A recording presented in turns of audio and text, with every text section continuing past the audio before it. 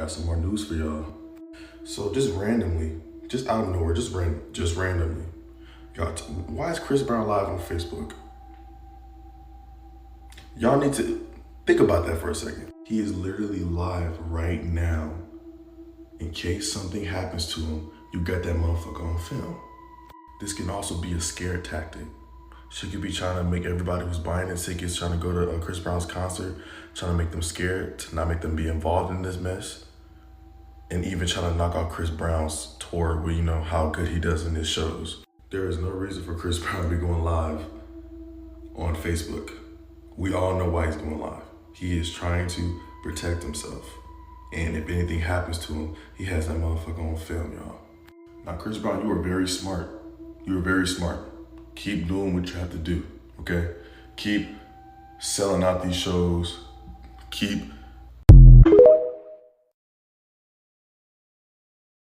When I try to breathe, my lungs are fine. It's what's in front of my lungs that's so rigid. It's like, I know you. That's what happens.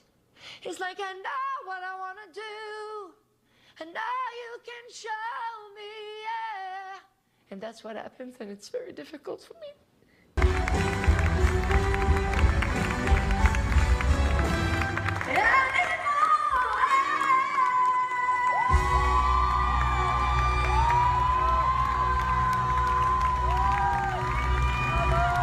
Now, many people are feeling bad for Celine Dion. Who remembers that demonic commercial she just did a couple years ago? Oh, don't worry, I'll remind you.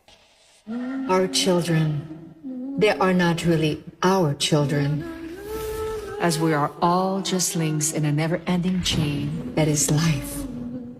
For us, they are everything. But in reality, we are only a fraction of their universe. We miss the past. They dream of tomorrow.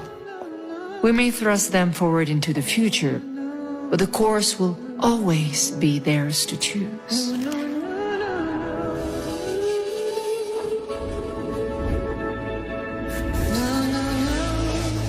So they went from being boys and girls to the fairy godmother blowing fairy dust on them and then making them all the same, meaning there's no gender. Not only that, but look in the different baby crates. There's demonic-looking creatures. That was all for her kids' line, Celine New.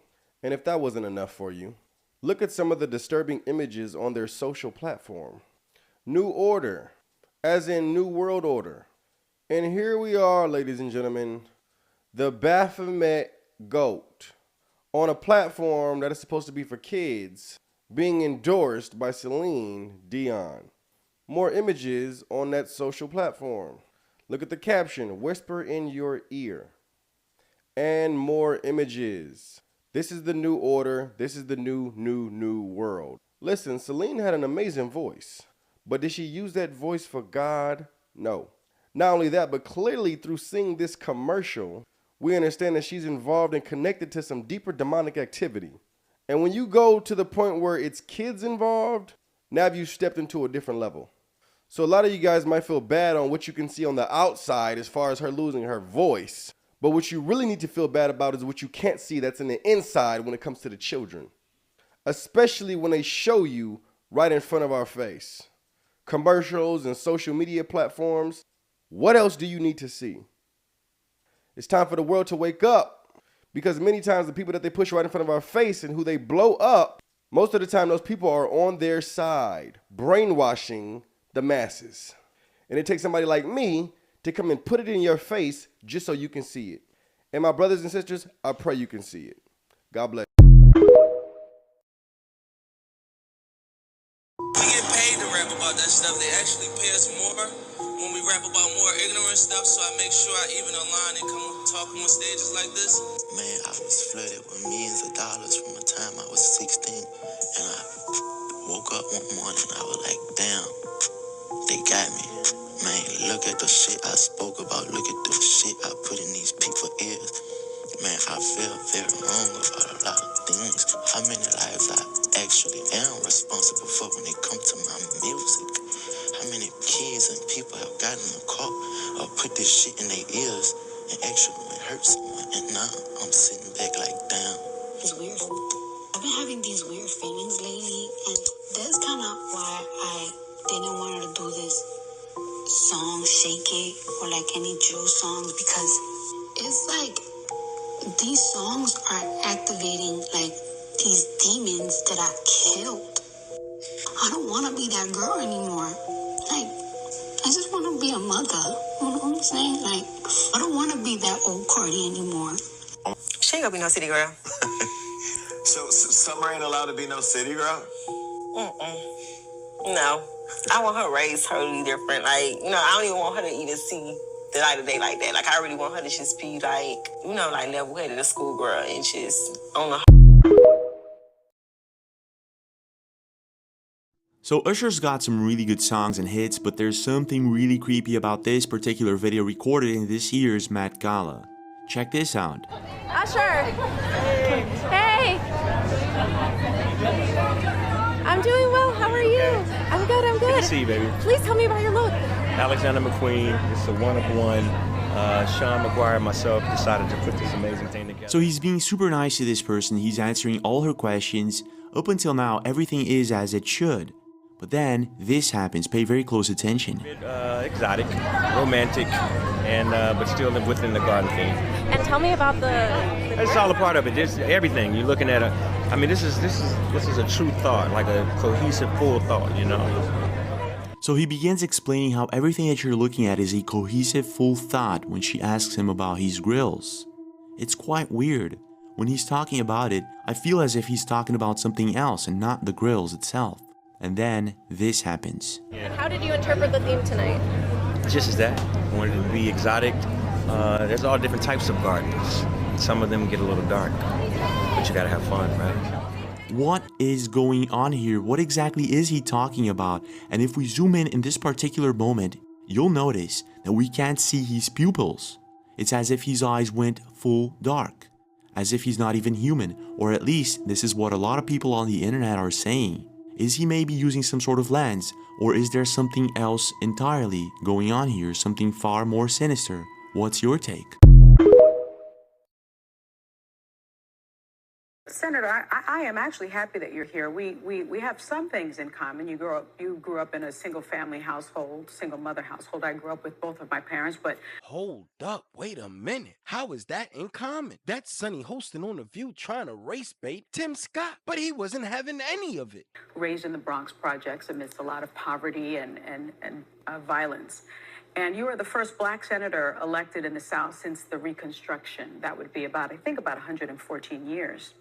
Yet you say that your life disproves leftist lies. And Yes. My question to you is, I'm the exception, right? You're the exception. Maybe even Miss Whoopi Goldberg is the exception. Oh, she's But definitely the exception. but we are not the rule. And so when it comes to racial inequality, it persists in 5 core aspects of life in the U.S. Economics, education, healthcare, criminal justice, and housing. At nearly every turn, these achievements were fought, threatened, and erased, most often by white violence. You have indicated that you don't believe in systemic racism. What is your definition of systemic racism? Let me answer the question that you've answered. Or does it even exist in your mind? Let me answer the question this way. One of the things I think about, and one of the reasons why I'm on the show, is because of the comments that were made, frankly, on this show, that the only way for a young African-American kid to be successful in this country is to be the exception and not the rule. That is a dangerous, offensive, disgusting message to send to our young people today, that the only way to succeed is by being the exception. I will tell you that if my life is the exception, I can't imagine. But it is. But it's not, actually. It's been 114 years. Yeah, so the fact of the matter is we've had an African-American president, African-American vice president. We've had 2 African-Americans to be secretaries of the state. In my home city, the police chief is an African-American who's now running for mayor. The head of the highway patrol for South Carolina is an African-American. Still in exceptions. In 1975, there was about 15% employment in the African-American community for the first time in the history of the country. It's under 5%. 40% homelessness And 50% of African Americans 50% of the folks in our community get 13% of the You have the chance population. to ask the question. I know that I've watched you on the show that you like people to be deferential and respectful, so I'm going to do the That same is thing. true. So here's what I'm going to suggest. I'm going to suggest the fact of the matter is that progress in America is palpable. It can be measured in generations.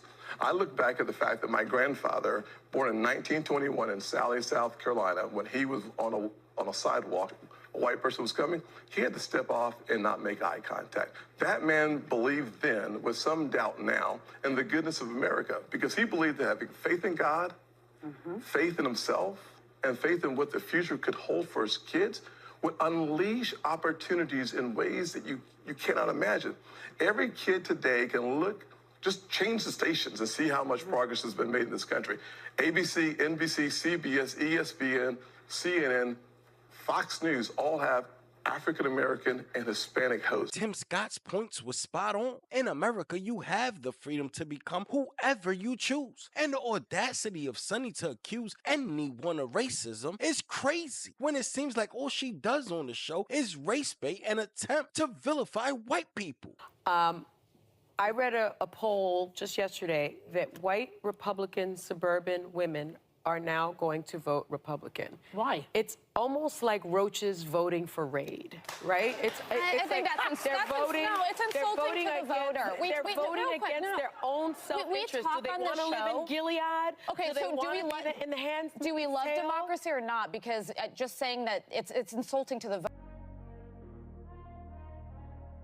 Raid, huh? Sonny absolutely should have been fired for that remark. Can you even fathom the outrage? If a white woman would have made such a comment about a black group, it would be chaos. It's clear to me that Sonny is clinging to those outdated racist attitudes, maybe even thinking it's her turn to be racist. It's people like Sonny Holston with their toxic divisiveness that are holding minorities back. Her comments are not just unhelpful, but she's clearly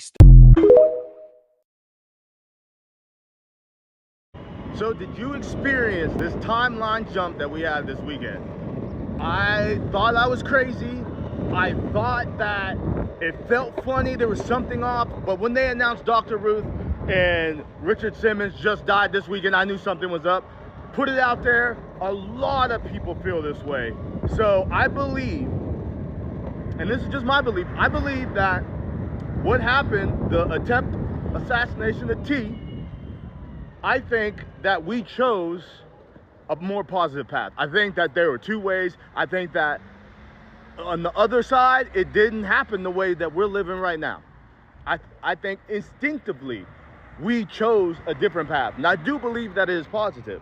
I do believe that there's a lot of us have witnessed it. A lot of us just know in our heart of hearts that this is it. But this is perfect because we know our birth date. We know when we came here. Those two deaths that were reported, and we all know that they passed a long time ago, wasn't there on accident. It's there to let us know, oh no, we all jumped. We all jumped. But my question is, what else is different? What else is different? Like, if anybody sees anything that is different, that feels off, I think that we should tell each other, because I think there's power in that. I think that in some way, I believe that is a purpose of reassurance. And maybe we are extremely good at something here. Maybe that our talents were honed back there to be here. I don't know. I'm very excited about it, but I overwhelmingly feel positive about the jump. I overwhelmingly feel positive. I do think that we did it for a purpose. I do think that there's a lot of us. I think that we got out of a negative timeline, and I think that this one will be way better. But you've been you for a long time. Do you be like, damn, I want to be somebody else? No. Maybe though. It would be kind of crazy to put my feet in somebody else's shoes for once. But do you feel like you would still be like create another you, or you be like, damn, I already did that? Like create another Trippie Redd? Yeah, because you did you, and you out. You get in something else. Do you feel like you would create another one, or you gonna do some new shit? Well, yeah, I had already created Orlando Brown too. Oh. Yeah. So How was that? Is that something to talk about? How was that? Use Disney Channel? I be playing characters. Oh, they say y'all favor each other? That's me. Damn. Christians listen to secular music, part 2. Check this out right here. I was doing a performance with a well-known rapper. I had to open up and I got on stage, I did my thing. When I came down, I just heard a voice that watch. And I started to look. This rapper started rapping, but my eyes opened, and not to be super deep or super spiritual, but it really happened. My eyes opened to the spirit realm where I saw these shadows. It was like dark shadows coming out of his mouth through every word that he was doing, saying, and go into the people. And I started to see how people started changing. Like, they started getting more violent. The girls started getting more seductive and all of this. And next thing you know, gunshots just started to happen in the club. I run out and I'm just bawling and crying. I'm like, this is what you wanted me to see. And I said, that music is, I'm done. I'm gonna put y'all on even a little bit deeper. Look at what Jackie Hill Perry said. She told me about this interview Kalani had with this certain religion that she's a part of. And I was like, you know, I'm a nerd. I like studying witches and mediums and stuff like that. It's weird. So I was like, oh, what religion? Let me learn about it. And it was Santeria, you know, the worship of the dead. So I started to look at some of Kalani's songs, and she has this song called Altar. And I looked at the lyrics and I said, hey, friend, did you know that the first 4 lyrics is the description of a Santeria altar? But the way the song sounds, it sounds like a love song when it's a worship song to one of her ancestors. And she said, I go to sleep to that song. E. coli virus. That's what's happening. This is what people are exposing themselves to on a daily basis. They're going to sleep to it. Look, all in all, y'all gotta answer that question for yourself, man, because this stuff is getting wicked.